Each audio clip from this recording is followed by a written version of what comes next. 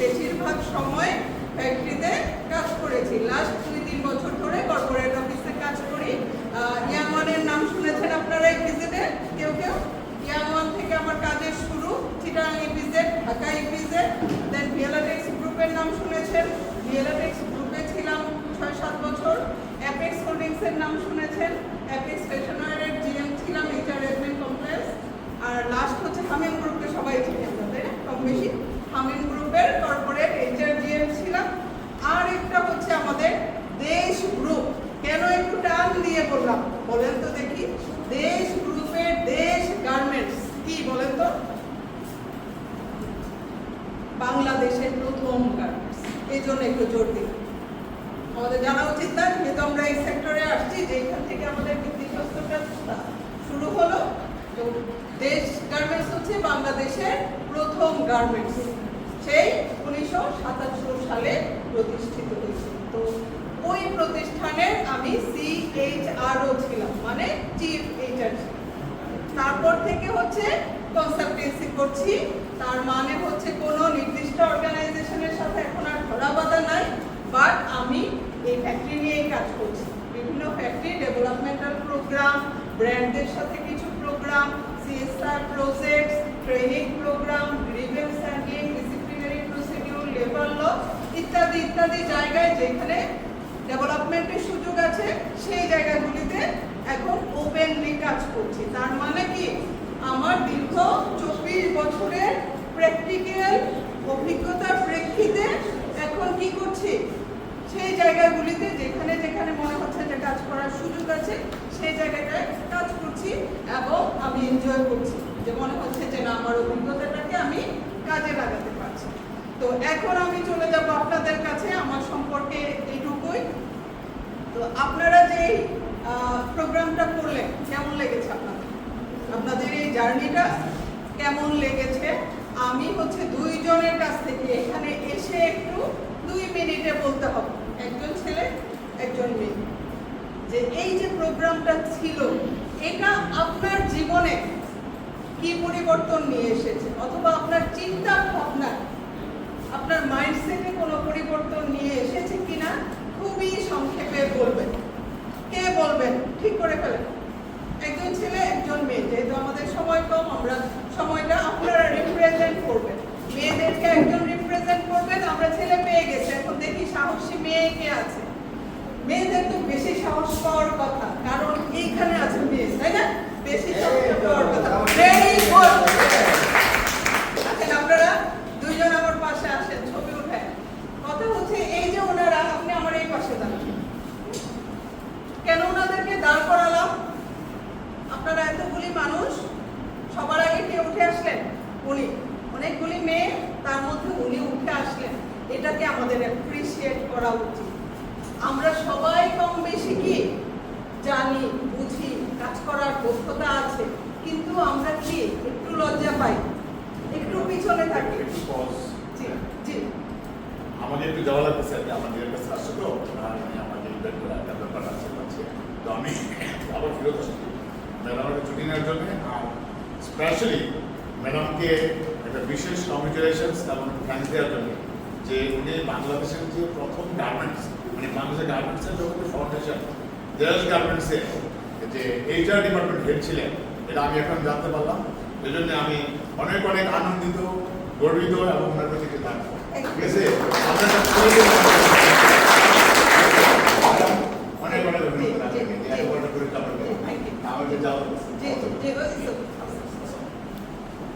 ওকে, যেটা বলছিলাম, আমাদের প্রয়োজন হলো এরকম উদ্যোগটা নিজের ভিতর থেকে, যে কে আগে।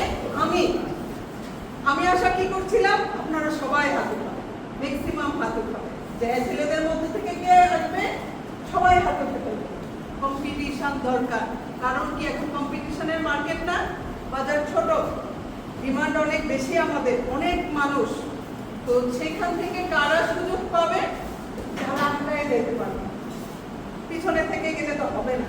অতএব ওনারা আসছেন, ওনাদেরকে আমরা অনেক অভিনন্দন জানাই, বাট আপনাদেরকে আমি এনকারেজ করছি, যে কোনো জায়গায় যখনই কোনো সুযোগ পাবেন, এই যে এটা একটা সুযোগ না, আজকে ওনাদের সামনে এসে কথা বলবেন, সুযোগটা হাতছাড়া পারেন বা না পারেন, আত্মবিশ্বাস যে আমি চেষ্টা তো করেছি।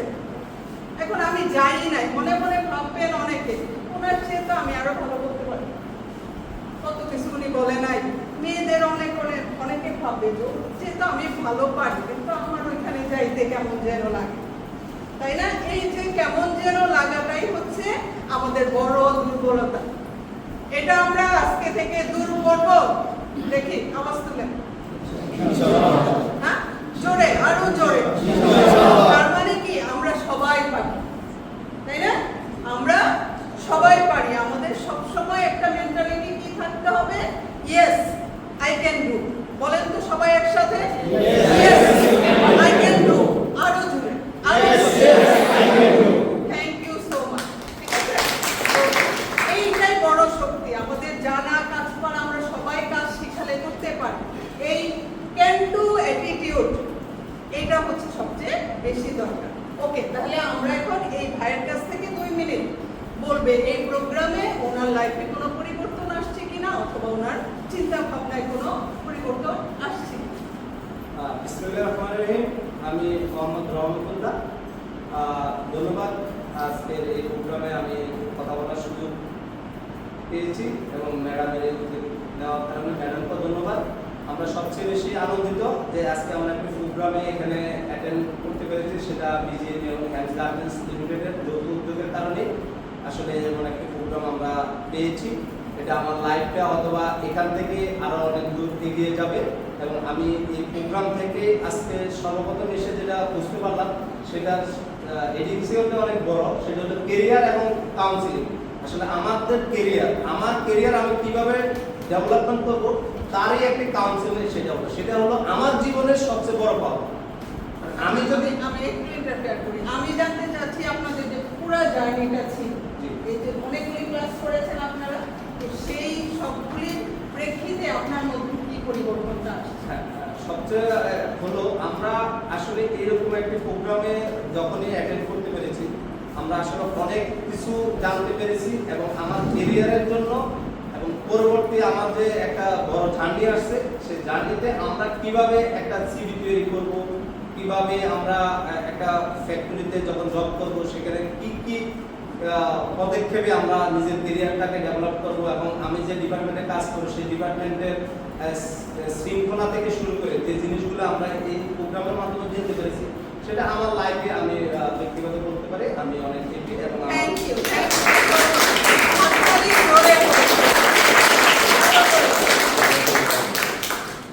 কষ্ট হয়েছে? আরেকটু জোরে। এখন আমরা বোনের কাছ থেকে শুনবো। আর কেন জোরে হাততালি দিতে বলছি এটা একটু পরে বলবো, ঠিক আছে? এখন আপনি আসেন, আপনি বলুন। আসসালামু আলাইকুম। আমাদের একটা প্রোগ্রামে আয়োজন করার জন্য আমাদের কি বলবো, তো আমি যে বেসে ট্রেনিং করি সেই বেস থেকে আমি অনেক কিছু শিখতে পারছি, এবং কি ভবিষ্যতে চাকরি নিলে অনেক কিছু করতে পারবো, তো ওই অভিজ্ঞতা আমি অনেক কিছু ওই ট্রেনিং থেকে শিখতে পারছি। এবং কি ম্যাডামের কথা শুনে ইন্সপায়ার হলাম যে উনি মহিলা মানুষই এত কিছু করতে পারছে, আমি কেন পারবো না।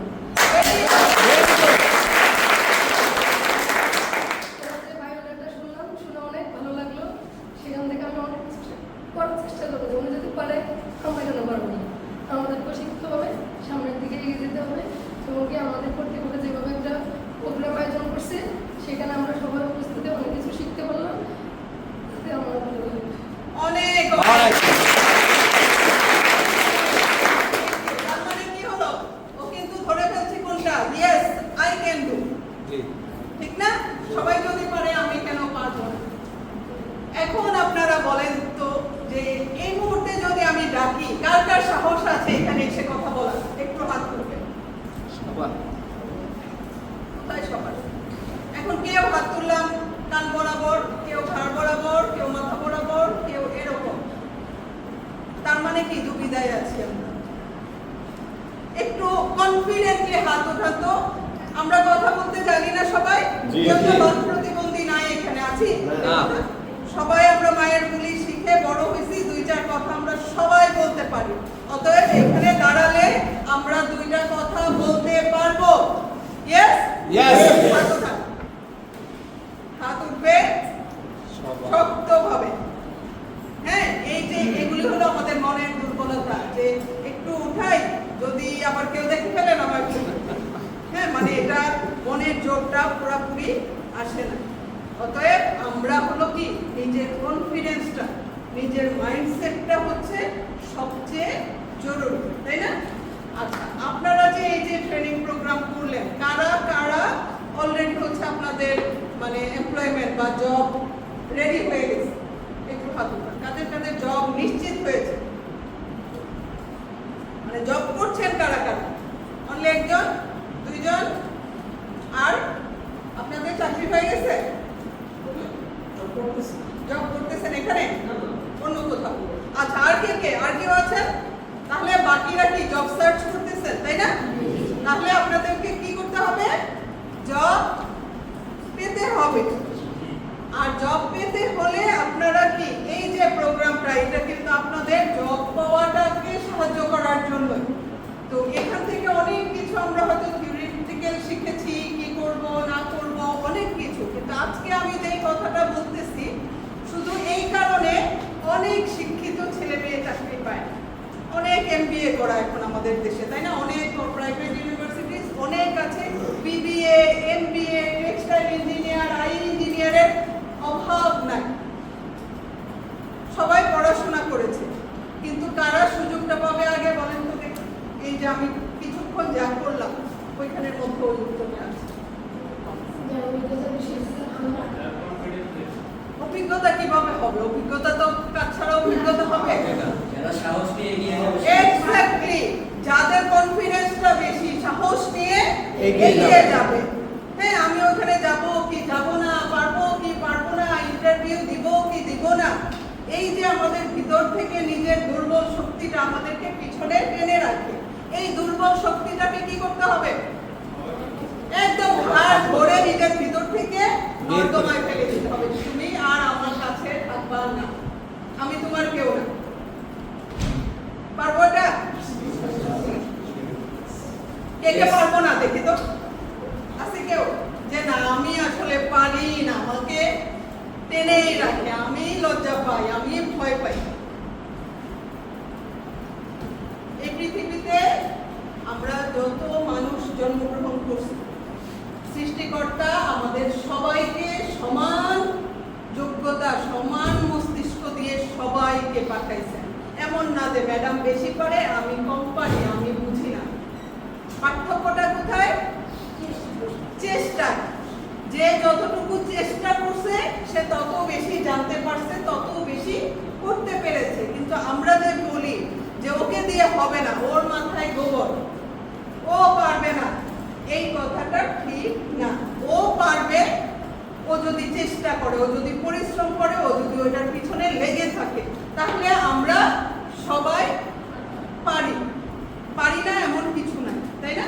তাহলে আমরা যে কোর্সটা এখানে করেছিলাম, আপনারা কোনটা করেছেন? নাম কি, কে বলতে পারবো? টোটাল প্রোগ্রামটার একজন মেয়ের, একজন দাঁড়ান, আপু দাঁড়ান, বলেন জোরে।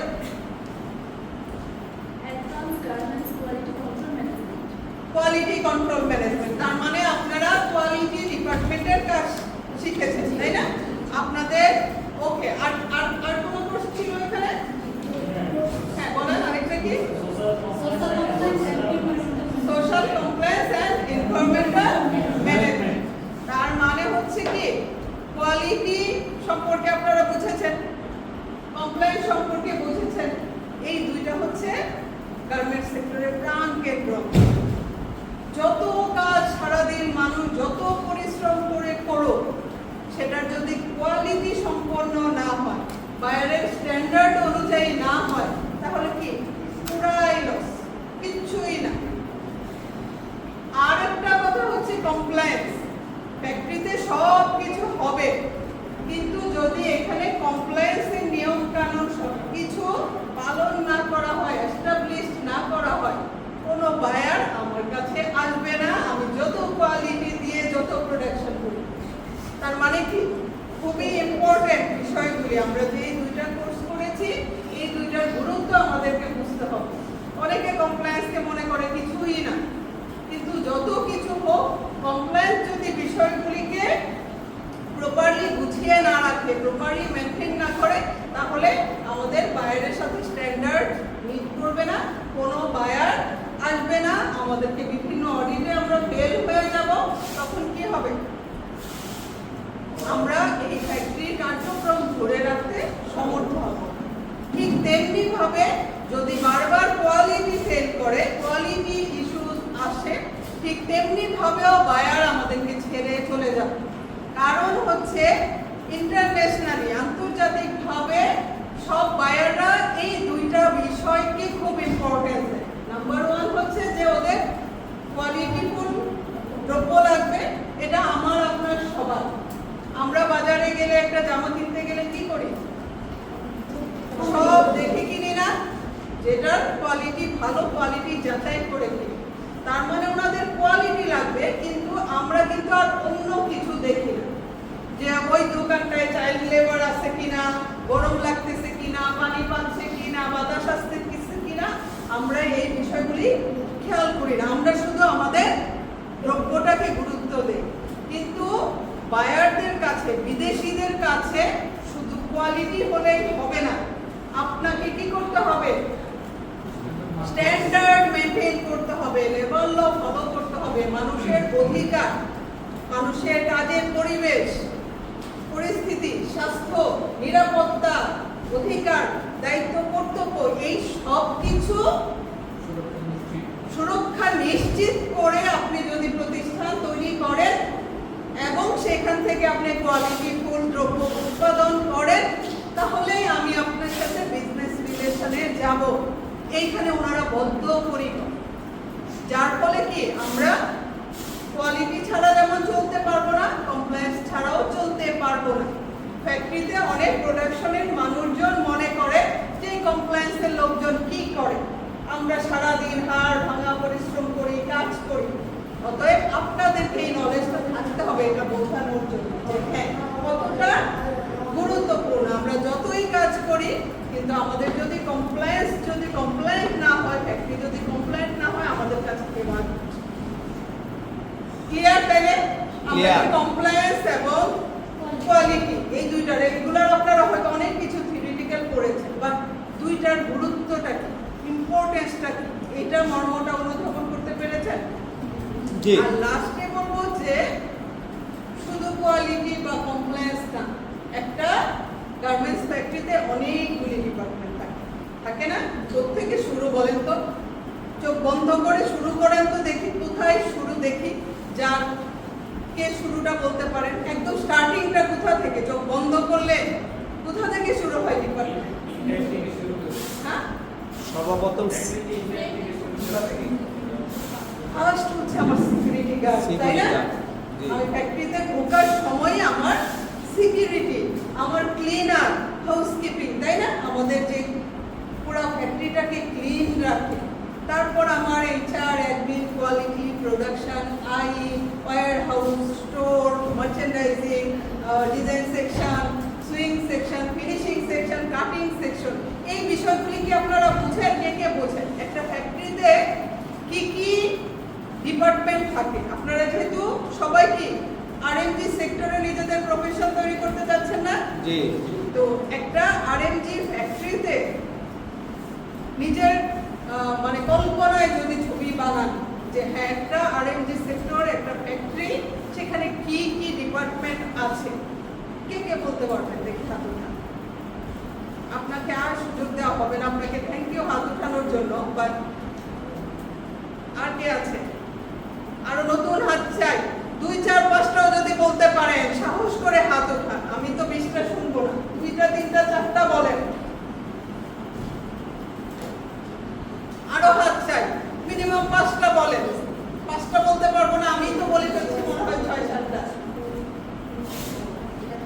এই ভাইয়ের কাছ থেকে এবার শুনবো, আসেন। আপনি এখানে দেখতে পাচ্ছেন ভাইকে সবাই? দেখতে পাচ্ছি।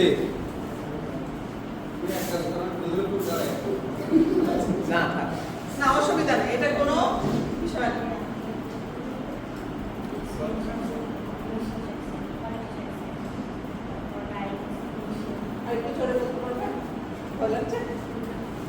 আপনি এক কাজ করেন, আপনি এখানে আসেন। জোরে বলো। ফিনিশিং সেকশন ফিনিশিং সবাই বলেন ওনার সাথে। Finishing, sewing, quality section quality, marketing section marketing, IT section IT, হ্যাঁ মনে করেন হচ্ছে তো, আরো আছে, চিন্তা করেন। Maintenance very good, very good. Then security security, fire control fire Fire control, control. Very good. আর কিছু দেখেন তো মনে হয় নাকি? ওকে, ওনার জন্য উনি 8টা বলে ফেলেছেন। এর বাইরে আর কে কে বলতে পারবেন? এখানে এসে বলাটা কঠিন, ওইখান থেকে টিপস দেওয়া সহজ, জি। ঠিক না? এই জন্য বারবার বলতেছি যে আপনাদের হলো যাই পারি, হ্যাঁ পারি, কিছুটা পারি, পুরাটা পারলে তারপরে যাব, এই সুযোগ জীবনে আর আসবে না। আসবে যে আর শেখার শেষ নাই, পারার শেষ নাই। যদি অপেক্ষায় থাকি যে আর একটু বুঝে নেই তারপরে যাব, ততক্ষণে কি হবে? আমার জায়গাটা অন্য কেউ নিয়ে নেবে, দখল করে নেবে। ঠিক কি না? অতএব আমরা যারা ফ্রেশার, নতুন চাকরিতে যাব, আমি কিছু জানি না, বিষয়টা এরকম না। আমার তো জানার সুযোগ আছে, আমার শেখার ইচ্ছা আছে কিনা, জানার ইচ্ছা আছে কিনা, এবং নিজের আত্মবিশ্বাস আছে কিনা যে হ্যাঁ আমি যেখানেই যাই আমি কাজটা রপ্ত করতে পারবোই পারবো। এই মাইন্ডসেটটা সবচেয়ে বেশি জরুরি। কোনো কাজই আমরা আগে থেকে পারি না। আমাদের দেশের অপারেটররা যে মেশিনে সুইং করে, কাজটা কি সহজ? কি কঠিন কঠিন এক একটা প্রসেস, তাই না? কি কঠিন এক একটা ডিজাইন, এক একটা জ্যাকেট, এক একটা জামা, শার্ট, প্রত্যেকটা। আমরা কি এরা কি মায়ের পেট থেকে জন্ম হয়ে সবাই এটা পারতো? না, কিভাবে পারছে? তাদের তো তেমন পড়াশোনাও না, শিক্ষাও খুব একটা নাই, কিভাবে পেরেছে বলেন তো? সবার আগে সাহস নিয়ে মেশিনটাতে বসতে হয়েছে। এখন যদি মেশিন দেখে অনেকে দৌড়বে যে না না না না, এই মেশিন আমি করতে পারবো না, এত দামি মেশিন আমি পারবো না। সবার আগে হলো, আর মেশিনে বসেই কিসে পেরে গেছে? ভুল করেছে না? অনেকবার ভুল করেছে, অনেকবার বকা খেয়েছে, খেয়েছে কিনা? Yes. অনেকবার নষ্ট হয়েছে। তারপরে সে কি হাল ছেড়ে দেয় না? অনেকে হাল ছেড়ে দিছে, আবার বাড়ি চলে গেছে যে দরকার নাই বাবা, আমার দ্বারা এই কাজ হবে না, আমি বরং বাড়িতে গিয়ে ধান উঠাই, এটাই ভালো। যারা এটার পিছনে লেগেছিল, সব কিছু চোখ কান নাক বন্ধ করে নিজের কাজটাকে ফোকাস করেছে, চেষ্টা করেছে, কোনো কিছুকে গায়ে লাগায় না, ধরে রেখেছে, তারাই কিন্তু মাল্টি স্কিল অপারেটর হতে পেরেছে। ওদের হয়তো পড়াশোনাও নাই, কিন্তু ওদের চেষ্টা আর কি, প্র্যাকটিস প্র্যাকটিস অ্যান্ড প্র্যাকটিস।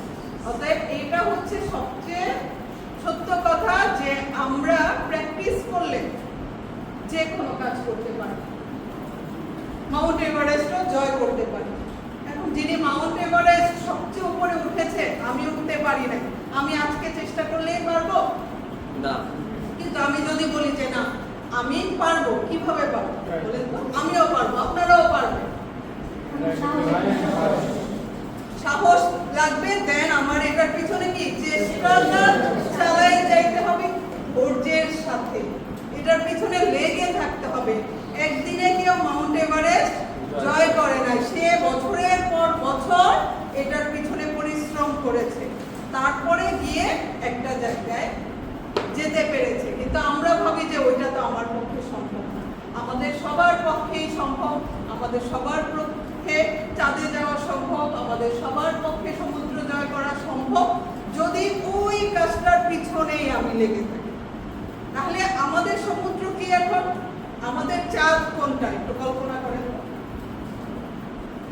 আমরা চাঁদে যেতে চাই, আমরা এভারেস্টে যেতে চাই, আমরা সমুদ্র জয় করতে পারি। এখন আমাদের চোখের সামনে, এখন আমাদের জবাব দরকার, তাই না? অবশ্যই। আমাদের লাইফটাকে সেটেল করা দরকার। তা আমাদের জীবনের চাঁদটা কি এখন? একটা চাঁদ, তাই না? একটা প্রতিষ্ঠান। এবং আমরা যদি বলি যে হ্যাঁ আমরা এখন এই গার্মেন্টস সেক্টর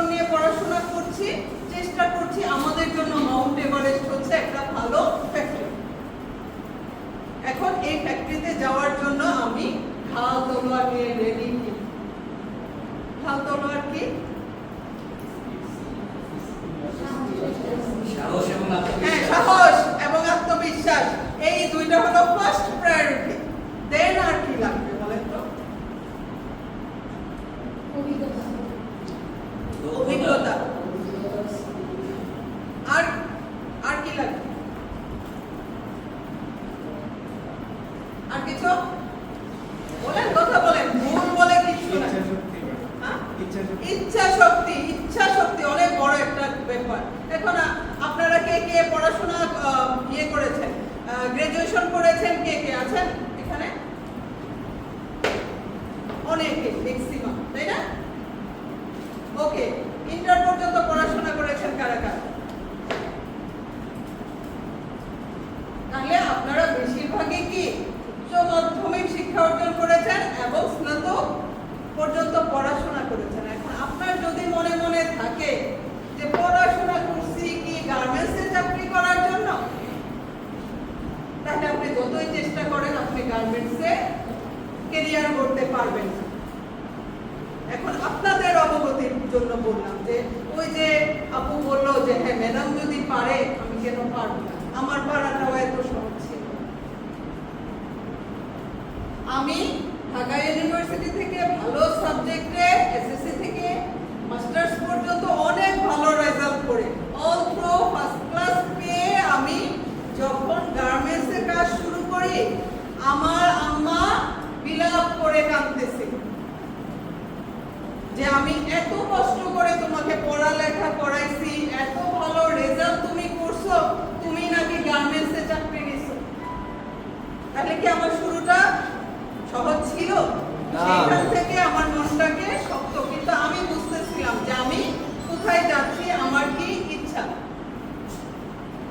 সেইখান থেকে এই যে জার্নিটা যে আমি কি হয়েছি সিএইচআরও বললাম, মানে সিও লেভেল, একেবারে অফিসার থেকে প্রত্যেকটা ধাপ পার হয়ে হয়ে আমি 24 বছরে মানে 22 বছর পরে গিয়ে একেবারে যে টপ পজিশন সেই পজিশনে আমি বসেছি।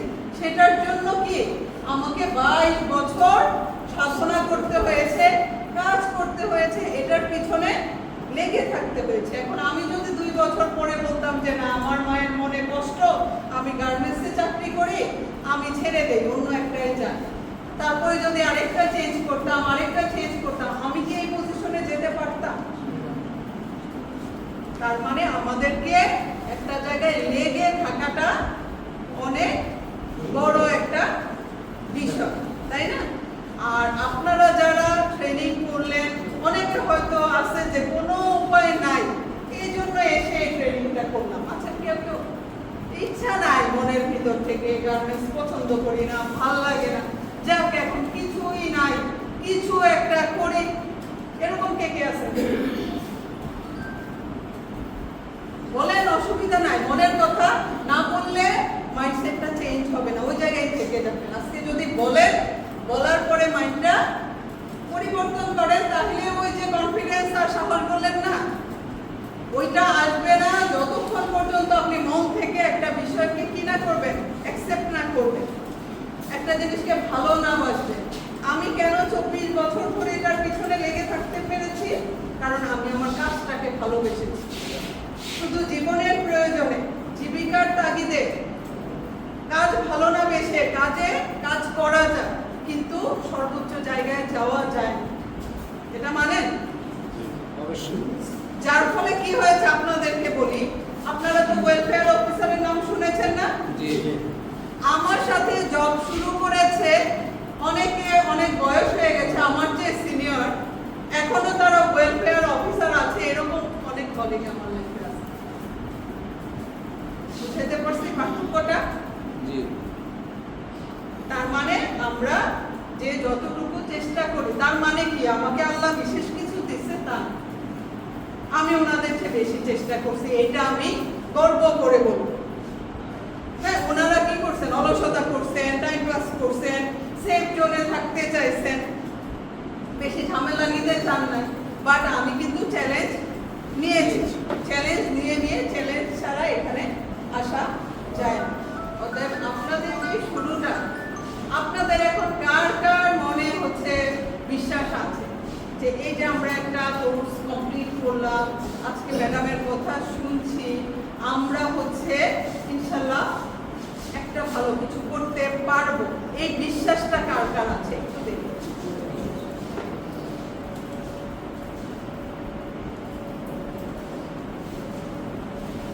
আচ্ছা, এই বিশ্বাসটা নাই কার কার একটু দেখুন। তাহলে আমরা অনেক জোরে সবাই সবার জন্য জোরে একটা হাততালি দিব আমাদের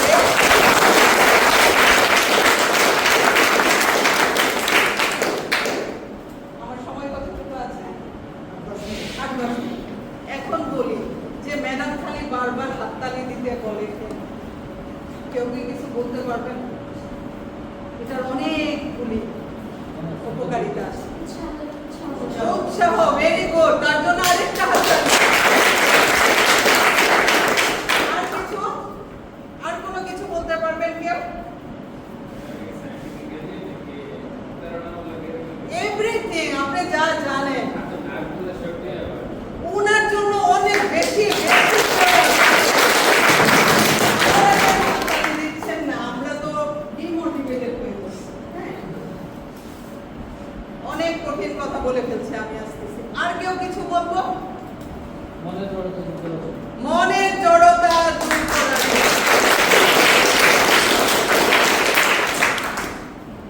আর কিছু যা মনে আসে বলেন। আপনার এখন কেমন ফিল হচ্ছে? এই যে হাততালি দেওয়ার পরে কেমন লাগছে বলেন? রিল্যাক্স লাগছে না? এনার্জি পাচ্ছেন না? ঘুম চলে গেছে না? কিছুক্ষণ আগে আমি কিন্তু ওখানে যখন বসা ছিলাম, মেয়েদের অনেককে আমি দেখছিলাম ঝিমাচ্ছিলেন। এই মুহূর্তে আমরা কেউ ঝিমাচ্ছি না। কারণ কি? কারণ কি আমরা সজাগ, আপনাদেরকে সজাগ রাখা হয়েছে। আর এই যে হাততালির কথা বললো, আপু বললো যে এটা কি অনুপ্রাণিত করে আমাদেরকে, তাই না? ইন্সপায়ার করে যে আমার কথাটা শুনে সবাই হাততালি দিল, মানে আমার মধ্যে কি ডাবল স্পিড চলে আসে। এটা হচ্ছে প্রশংসা, এটা হচ্ছে রিকগনিশন, স্বীকৃতি। তখন আমরা যখন মানুষকে প্রশংসা করি, তখন তার পাওয়ার, তার কর্মদক্ষতা ডাবল ট্রিপল হারে বাড়তে থাকে। তার মনে হয় যে আমি দুনিয়ায় পারবো, সব পারবো, পারি না এমন কিছু না। তার মানে কি আমরা এই যে কিছুক্ষণ আগে যে কনফিডেন্সটা নিলাম, সাহসটা নিলাম, এইটাকে জাগিয়ে রাখতে হলে আমাদের একে অপরকে কি করতে হবে? প্রশংসা করতে হবে।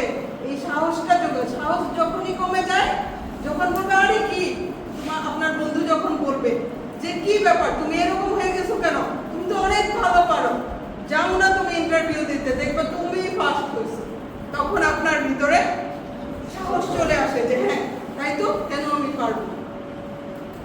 তাহলে এই হাততালি দেওয়াটা হচ্ছে প্রশংসার একটা রূপ। আরো বিভিন্ন ভাবে আমরা প্রশংসা করতে পারি।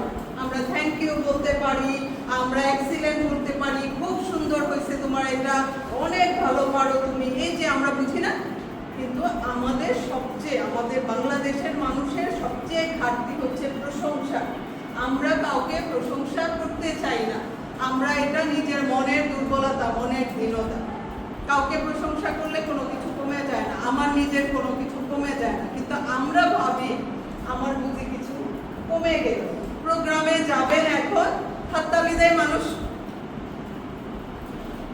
দেখছেন না? প্রতিটা কার হলো হাততালির সায়েন্টিফিক জায়গায় আসতেছি। হাততালির প্রক্রিয়া কেন শুরু হয়েছে সেটা জায়গায় অন্য জায়গায়, এটাতে আপনি বেশি, ওই স্টেজের মানুষের চেয়ে আপনারা যারা হাততালি দিয়েছেন আমার চেয়ে আপনারা বেশি উপকৃত হয়েছেন। ওই যে উনি বললেন সায়েন্টিফিক, এই হাততালি হচ্ছে একটা উত্তম একটা এক্সারসাইজ, ব্যায়াম, যেটা আমাদের ব্রেনকে একদম পা থেকে মাথা পর্যন্ত আমাদের নার্ভ, আমাদের রক্ত চলাচলকে কি করে? অ্যাক্টিভ করে দেয়। আমরা যদি টায়ার্ড হয়ে যাই, আমাদের মধ্যে কর্মচাঞ্চল্য তৈরি করে। ঘুম চলে আসলে সেটাকে আমাদের ব্রেন অ্যাক্টিভ হয়ে যায়, সচল হয়ে যায়, আনন্দিত হয়ে যায়। তাহলে কি কি হাততালি, কেউ কাজ করলেও হাততালি, না করলেও হাততালি, একা একা বসে আছি নিজের জন্য হাততালি দিবেন। তাহলে নিজের প্রশংসাও নিজেকে করতে হয়। আমরা এই জিনিস শিখি না যে নিজেকে আবার কিভাবে প্রশংসা করেন। কে কে আছে যে নিজেকে প্রশংসা করেন? আপনার কাছে মনে হয় যে না আপনি প্রশংসার একজন মানুষ, নিজে মনে করেন, কে কে আছেন বলেন?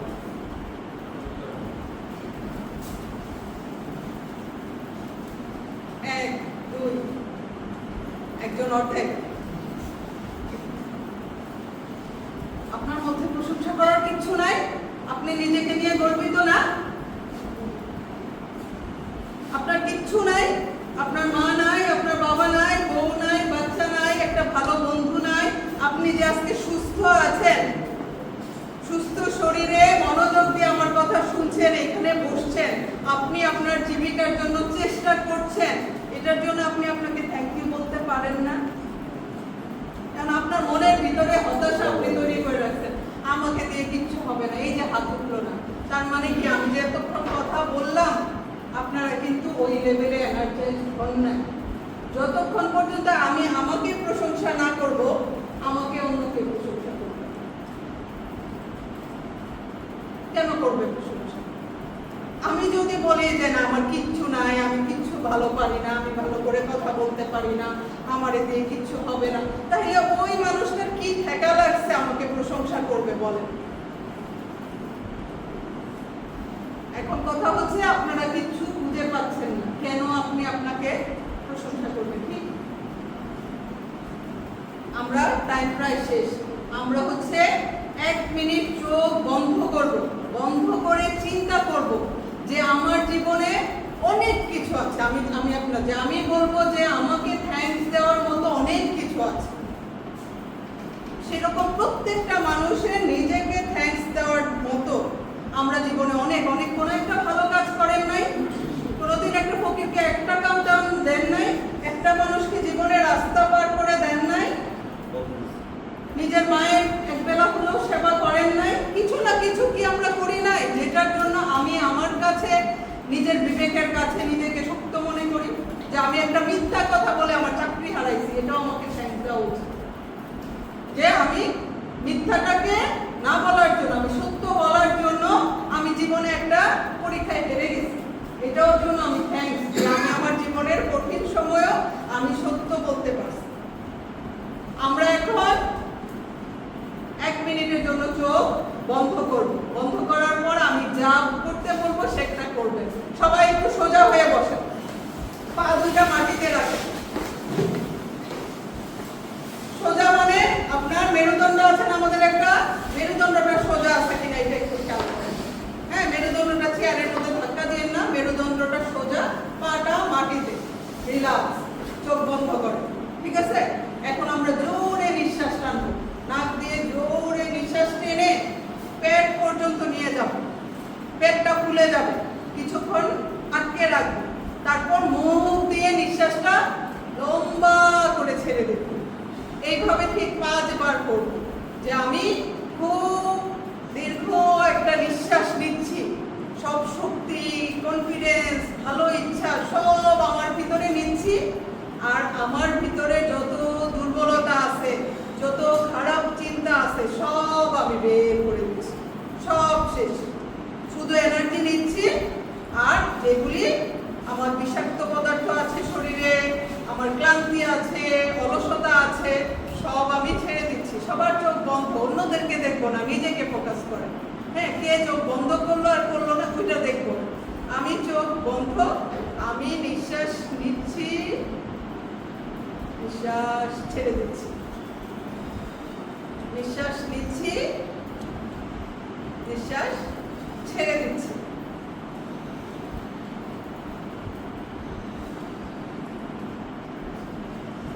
ওকে, আমরা চোখ বন্ধ হয়ে রাখবো, নিঃশ্বাস নেওয়া স্বাভাবিক। নিঃশ্বাসটা এখন আমরা স্বাভাবিক করি, স্বাভাবিক করে আমরা নিজের দিকে একটু ফোকাস করি। আমার কি কি ভালো, কেন আমার নিজেকে থ্যাঙ্কস দেওয়া দরকার, কেন আমার নিজেকে তালি দেওয়া দরকার, এটা একটু গভীরভাবে উপলব্ধি।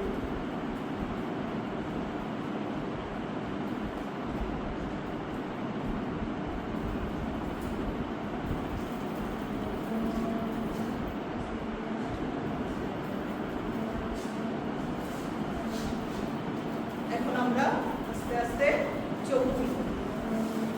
চোখ খুলে একটু হাত পা একটু রিল্যাক্স করে।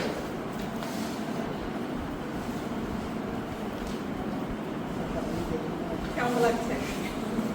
ভালো লাগছে, ভালো লাগছে? রিফ্রেশমেন্ট। এখন বলেন তো, তখন দুইজন হাত তুলেছিলেন যে আপনার নিজেকে থ্যাঙ্কস দেওয়ার মতো মনে করেন। এখন কে কে মনে করতেছে যে আপনার নিজেকেও প্রশংসা করার মতো অনেক কিছু আপনার জীবনে আছে?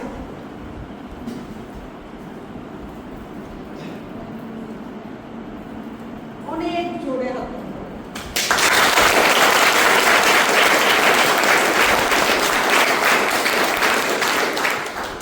মন থেকে উঠাইছেন না হাতটা একদম, কারণ আমরা একটু রিল্যাক্স, আমাদের কিচ্ছু নাই। এটাই আমাদের জীবনটাকে চেঞ্জ করে দেবে।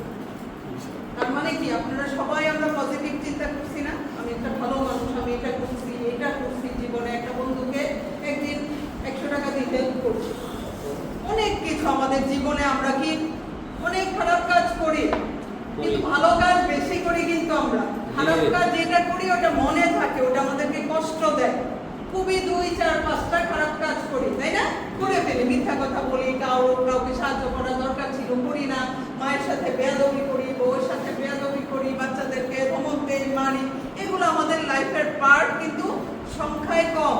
বাট বেশিরভাগ ক্ষেত্রে আমরা মানুষ, মানবিক গুণের, আমরা অন্যের দুঃখে দুঃখিত হই, কষ্টে কষ্ট পাই, নিজে সাহায্য করার মতো সুযোগ থাকলে আমরা কি করি? সাহায্য করি। তার মানে আমরা প্রত্যেকটা মানুষ অসংখ্য অসংখ্য কাজ করি যেটা আমরা চিন্তা করি না, খালি চিন্তা করি আমি তোমার সাথে বেয়াদবি করি, আমি একটা বেয়াদব ছেলে, এটা নিয়ে আমি নিজেকে দোষী করতে থাকি, যার ফলে আমাকে দিয়ে আর ভালো কিছু হয় না। এখন থেকে, আজকে থেকে আপনারা অনেক কিছু শিখছেন, এই জন্য আমি পড়াশোনায় গেলাম না। আজকে থেকে আপনি ভাববেন, প্রতিদিন আপনি হিসাব করবেন আপনি আজকে কয়টা ভালো কাজ করেছেন। অটোমেটিক আপনার লাইফ কি হবে?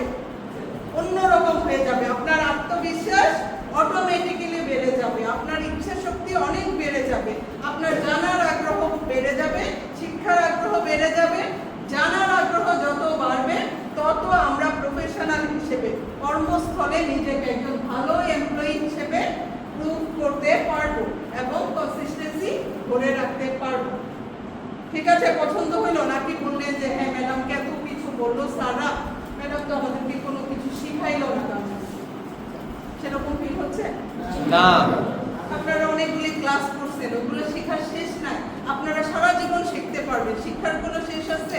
আমি এখনো শিখি, কারণ এত আমাদের চেঞ্জ হয়, দুনিয়াটা সব কাজকর্ম চেঞ্জ হয়, নতুন আসে, আপডেট ভার্সন আসে। আমাদেরকে সবসময় লার্নিং মাইন্ডসেটের মধ্যে থাকতে হয়। সবার আগে নিজে একজন ভালো মানুষ, নিজেকে বোঝা। আমরা নিজেকে জানি না, আমি জানি কি এই ও ভালো ছেলে না, ও কেমনে তাকায়, ও কিভাবে বসে, ওর ড্রেস আপটা ভালো না, ও মুখ, কিন্তু আমাকে কেমন লাগছে, আমাকে দেখে অন্যের কেমন ফিল হচ্ছে, আমরা নিজেকে বিশ্লেষণ করি না। না করার কারণে কি হয়? আমার কোনো উন্নতি হয়, আমি যে জায়গায় আছি সেইখানেই থাকবো। লাস্ট কি সময় শেষ, তাই না? লাস্ট একটা কথা বলে শেষ করবো যে আপনারা সবাই শিক্ষিত ছিলেন, তাই না? জি। আপনারা পড়াশোনা করেছেন, আরো পড়ার ইচ্ছা আছে, জানার আছে বলে আপনারা ট্রেনিং করছেন। আপনাদেরকে একটা, যে আপনারা যদি কাজ করতে চান, চাকরি করতে চান, প্রতিষ্ঠানে নিজেদেরকে একটা ভালো প্রফেশনাল হিসেবে নিয়ে যেতে চান, আপনারা আপনাদের নিজের স্মার্টনেসের দিকে খুব বেশি সচেতন হবেন। খালি আজকে ইন্টারভিউ দিতে যাবো এই জন্য শক্ত করে টাই বেঁধে চলে গেছি, আর অন্য সময় আমার কোনো খবর নাই, তাই কিন্তু আমি কখনো স্মার্ট হতে পারবো না। স্মার্ট মানে শুধু টাই লাগানো না, অলওয়েজ আমার বডি পোস্টার, ওই যে একটু আগে বললাম না, যেখানে গিয়ে বসবেন আপনি সব সময় মনে রাখবেন আমার মেরুদণ্ড সোজা আছে। যদি না থাকে তাহলে আপনি বুঝবেন অন্য যে আপনাকে দেখতেছে সে আপনাকে কনফিডেন্ট দেখতে পাচ্ছে না, আপনাকে লুজ দেখতেছে।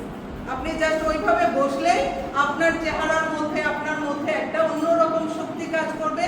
এই পাশে যিনি বসবে উনি দেখলে বুঝতে পারবে যে এই ছেলেটা তো বেশ কনফিডেন্স। বাট আমরা যখনই মেরুদণ্ড ব্যাকা তেরা করে বসি, আমাদের নিজেকে আমরা প্রেজেন্ট করতে পারি না, আর নিজের কাপড় সবসময় অনেক দামি কিছু পরতে হয় না, বাট এটা পরিষ্কার পরিচ্ছন্ন ফিট আছে কিনা, আমাকে সুন্দর, আমার কাছে আমাকে সুন্দর লাগছে কিনা, আগে নিজেকে একটা থ্যাঙ্কস দিয়ে তারপর ঘর থেকে বের হবো। সেটা যেখানেই যান, যেখানে যান, আপনার অ্যাপ্রোচ, আপনার ইমপ্রেশন অনেক গুরুত্বপূর্ণ। শুধু পড়াশোনা কাজ জানা দিয়ে সবকিছু হয় না, এটার সাথে আমাদের অ্যাপ্রোচ, আমাদের অ্যাটিটিউড, আমাকে দেখতে কেমন লাগছে, আমি কিভাবে কথা বলছি, আমি কিভাবে কমিউনিকেশন করছি, এই বিষয়গুলি আরো 50% জড়িত। অতএব অনেক পড়াশোনা করেও দেখা যায় কি অনেকে অনেক উপরে যেতে পারে না, বাট অ্যাভারেজ মানের পড়াশোনা করে, অ্যাভারেজ মানের কাজ করে শুধু তারা কি নিজেদের অ্যাপ্রোচ, অ্যাটিটিউড, ইমপ্রেশন, তাদের হচ্ছে কি বলে তাদের স্মার্টনেস, কমিউনিকেশন স্কিল, এগুলি দিয়ে তারা নিজেকে কিন্তু অনেক উপরে নিয়ে যাবেন। অনেক সময় দেখবে যে ওই অফিসের অমুক বড় স্যারের কিন্তু খুব বেশি পড়াশোনা করে না, কিন্তু স্যার হচ্ছে কি অনেক উপরে লেভেলে চলে গেছেন, ওনাকে সবাই পছন্দ করে, ওনাকে সবাই ভরসা করে, বিদেশ থেকে বায়াররা আসলে পর্যন্ত আগে ওনাকেই খোঁজে, কারণ ওনার মধ্যে কিছু আছে। অতএব আপনারা যারা আরএমজি সেক্টরে কাজ করবেন, এই সেক্টরটা আসলে কঠিন, এখানে মাইন্ডসেটটা খুব শক্ত হওয়া দরকার, এখানে আমাদের শরীরটা শক্ত হওয়া দরকার। এই জন্য সবসময় নিজের শরীরের সুস্থতার দিকে বেশি খেয়াল রাখবেন। কি খেলে শরীর ভালো থাকবে, ব্যায়াম করলে শরীর সুস্থ থাকবে, এই বিষয়গুলি আগে ফার্স্ট প্রায়োরিটি। শরীর সুস্থ না থাকলে আমরা আরএমজি সেক্টরে শক্তভাবে কাজ করতে পারবো না।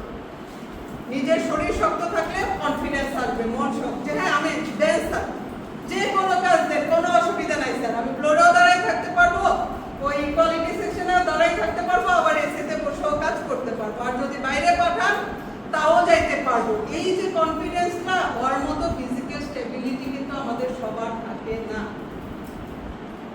অতএব ফার্স্ট প্রায়োরিটি হচ্ছে ফিজিক্যাল স্টেবিলিটি। নিজের শরীরের যত্ন নেবেন, ভালো জিনিস খাবেন, সময় মতো ঘুমাবেন, প্রতিদিন কিছু ব্যায়াম করবেন। ওই যে নিঃশ্বাসের কথাটা, এটা একটা ব্যায়াম, আপনার করতে বেশিক্ষণ লাগবে না, 2-4-5 মিনিট লাগবে, কিন্তু এইটাতে যে আপনার বডির কি চেঞ্জ আসে, তালি দেওয়া কোনো ব্যাপার না, এটাতে যে আপনার কত, এগুলি সব ব্যায়ামের পার্ট। তো আশা করি যে সারাদিন আমি আসলে ওই যে কথা বলতে বলতে সবসময় গার্মেন্টসে কাজ করে, কিন্তু আমার এই কথা বলাটা আমার একটা প্রিয়, একেবারে টপ লেভেল থেকে, যে আমি কোম্পানির এমডি থেকে শুরু করে ক্লিনার পর্যন্ত সবাইকে সবার সামনে কথা বলার সুযোগ পেয়েছি, সবাইকে প্রশিক্ষণ দেওয়ার সুযোগ পেয়েছি। অতএব এই কথা বলাটা হচ্ছে আমার খুব পছন্দের। মনে হয় যে না, কথা দিয়ে মানুষকে অনেক পরিবর্তন করা যায়, যেটা কাজ শিখায় করা যায়। তো কথা বেশি বলছি এই কারণে যে আমার কথাটা যেন আপনাদের, দুইটা কথা হলেও মনে থাকে, আপনারা যেন আপনাদের জীবনে প্রয়োগ করতে পারেন। শুধু কথার জন্য কথা না, আপনার জীবনে উপকার হয়। আর স্বাস্থ্য হচ্ছে এমন একটা জিনিস, এটা জীবনের শুরু থেকে শেষ পর্যন্ত আমাদের সাকসেসের জন্য অনেক বেশি গুরুত্ব। ঠিক আছে, তাইলে আমরা যদি আজকে শেষ করে দিচ্ছি, এই যে আমরা এত কথা বললাম, এই কথা থেকে কার মধ্যে কি পরিবর্তন আসলো, শর্ট করে বলে শেষ করে দেব। কে বলতে চাই? ভেরি গুড, আমরা একজন নতুন মুখ পেয়েছি, খুব শান্তশিষ্ট, হ্যাঁ, 2 চশমা, ঠিক আছে, ভাইয়া চলে আসো। আসসালামু আলাইকুম সবাইকে। সেশনে আমরা শিখতে পারলাম যে আমাদের নিজে কীভাবে বের করবো, এমনকি আমরা কোথায় কীভাবে কোন মাধ্যমে গেলে আমরা নিজের সাকসেসটা করতে পারি। তো সাকসেস হওয়ার জন্য ফার্স্ট অফ অল আমাদের লাগবে ইচ্ছা শক্তি। ইচ্ছা শক্তি থাকলেই আমরা কোনো একটা স্টেপ, তারপরে স্টেপে গিয়ে আমরা নিজেদের বের করতে পারবো। সো প্রথমে আমরা আত্মবিশ্বাসটা গেইন করতে হবে, তারপরে বিভিন্ন স্টেপ আছে সেগুলো মেনেই আমাদেরকে সেটা পথ চলা এগিয়ে যেতে হবে। তারপরে স্টেপ হলো আমাদের নিজের স্বাস্থ্য। যদি আমাদের স্বাস্থ্য ঠিক না থাকে তাহলে আমরা কি কোথাও কি গিয়ে বেশি দিন টিকতে পারবো না। তো আপনাদের সবার প্রতি আমার অনুরোধ থাকবে নিজের স্বাস্থ্যের দিকে আগে খেয়াল রাখবেন। তারপরে হলো যে আমাদের স্মার্টনেস, প্রায় 1 ঘন্টা আমাদের সাথে কথা বলছেন, আমি 2 মিনিটের বেশি কথা বলে কি নার্ভাসনেস চলে আসে। তো আমাদেরকে আগেই বিল করতে হবে যে কীভাবে কোথায় গেলে কীভাবে কথা বলতে হবে, কোন প্রসিডিউরটা আমাদের নিয়ে নিই বা কী সিদ্ধান্ত নিলে কোথায় কী করতে হবে, সব কিছুই আমাদেরকে পজিশন করতে হবে। সো ফার্স্ট অফ অল আজকের আমাদের এই সেশনটার মূল বিষয়টা ছিল কি জবে গিয়ে আমরা কীভাবে মানে নিজেদেরকে মানে প্রিপেয়ার করতে পারি। তো সো ম্যাম তো বলছে যে আমরা কোথায় কীভাবে গেলে বা কীভাবে ট্রেন করে আমরা কি একটা কোম্পানিতে বা একটা জায়গায় গিয়ে আমরা সুন্দরভাবে নিজেদেরকে প্রিপেয়ার করতে পারি। তো that's all. Thank you so much. অনেকক্ষণ ধরে আমি কথা বলেছি, সেই কথাটাকে সে কি করেছে, ছোট্ট করে গুছিয়ে বলেছে। এটা কিন্তু বিশাল দক্ষতা, তাই না? যে আমার প্রায় 1 ঘন্টা ধরে কথা বলছি, সেটাকে সামারি করে 2-3 লাইনে কথা বলা, এটা কি তখনই সম্ভব যখন আমরা খুব মনোযোগ দিয়ে শুনি, ঠিক কিনা?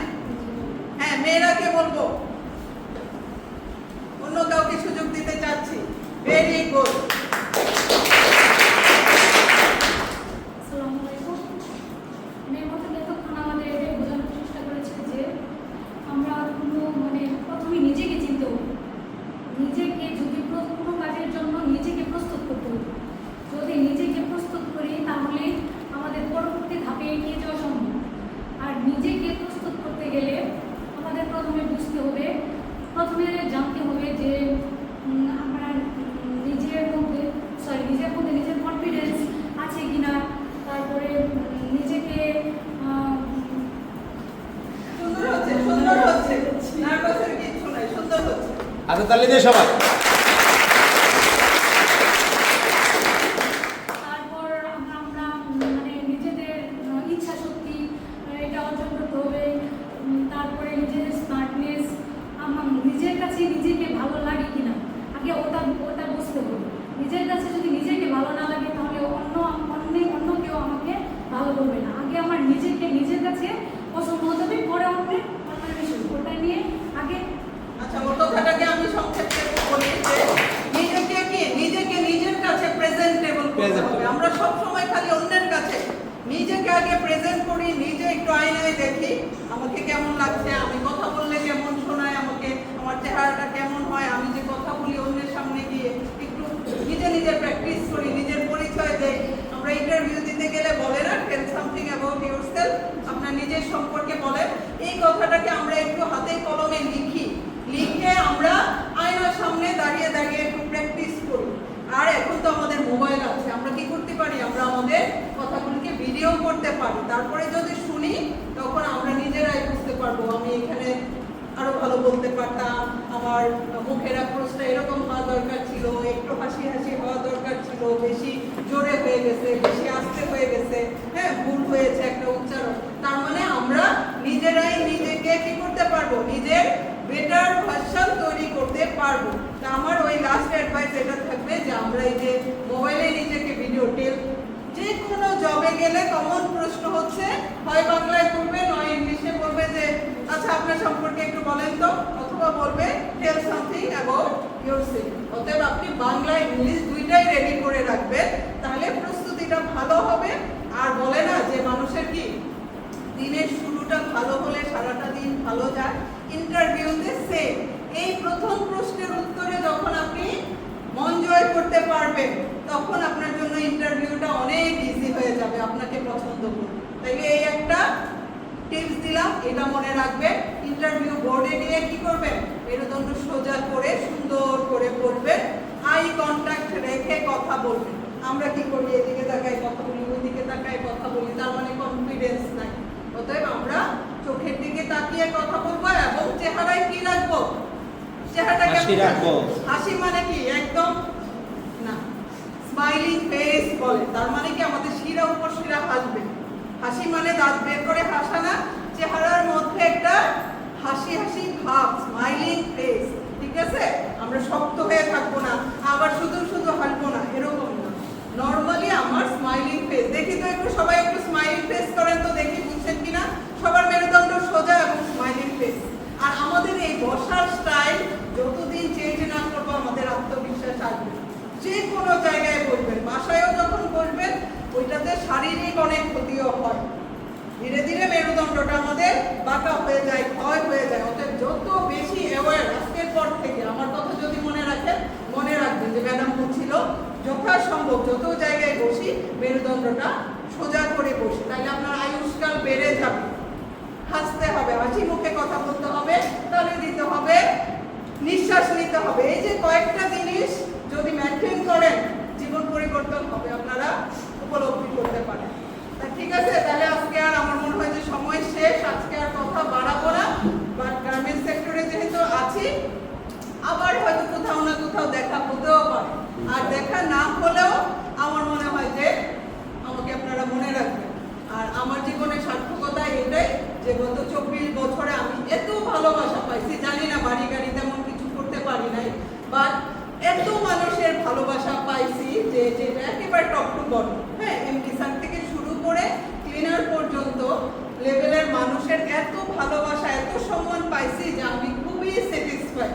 যে আমার দুইটা ছেলে, ঠিক আছে, আমার বড় ছেলেটা অস্ট্রেলিয়ায় পড়াশোনা করছে, ছোট ছেলেও চলে যাবে, ইন্টার পাস করছে, আমার কোনো মেয়ে নাই। বাট আমি যখন গার্মেন্টসে হাজার হাজার মেয়েদের সাথে কথা বলতাম, তো কোনো একদিন আমাকে বলছিল যে ম্যাডাম আপনার নিজের সম্পর্কে একটু বলেন।